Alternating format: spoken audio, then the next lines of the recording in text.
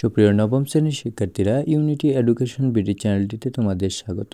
এই ভিডিওতে তোমাদের ইতিহাস বইয়ের পৃষ্ঠা নং 162 এর দলগত কাজ 3, দলগতভাবে নিজ এলাকার অর্থনৈতিক সমস্যাগুলোর ইতিবাচক অর্থনীতি ও নেতিবাচক অর্থনীতির আওতাভুক্ত নির্ণয় করব।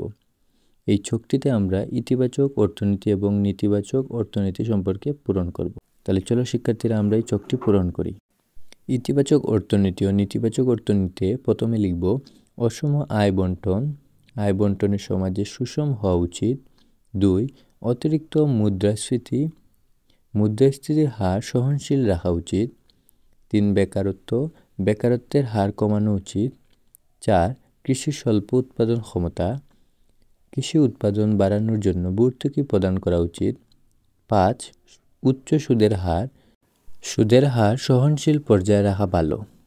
তাহলে শিক্ষার্থীরা, এই ছিল তোমাদের নবম শ্রেণী ইতিহাস বইয়ের 162 নং পৃষ্ঠার সমাধান। ভিডিওটি ভালো লাগলে অবশ্যই চ্যানেলটি সাবস্ক্রাইব করতে ভুলবে না।